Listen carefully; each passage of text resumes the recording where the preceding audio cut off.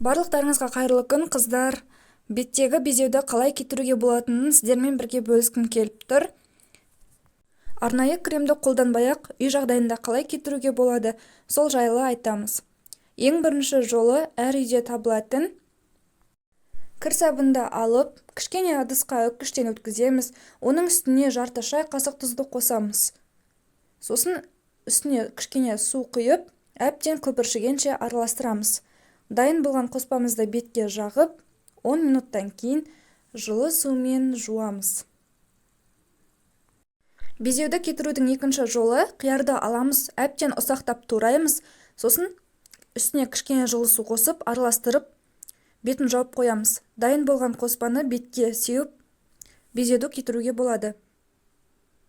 Үшінші жолы алоэны аламыз, тазалап жуып аламыз, содан кейін майдалап үккіштен өткіземіз, не болмаса тураймыз майдалап. Содан кейін үстіне су құйып, дайын болған қоспаны бетке жағамыз. 5-10 минуттан кейін жылы сумен жуып тастаймыз. Безеуді кетірудің төртінші жолы кәдімгі шикі сәбізді аламыз, майда үккіштен өткіземіз, содан кейін дайын болған қоспаны бетке жағамыз.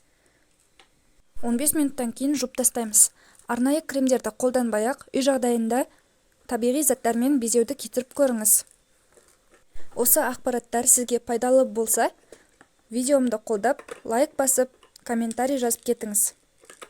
Безеуді кетіру үшін қандай әдістер қолдандыңыз, сол жайлы жазып кетіңіз. Бір-бірімізбен ақпарат алмаса отырайық. Назарыңызға рахмет.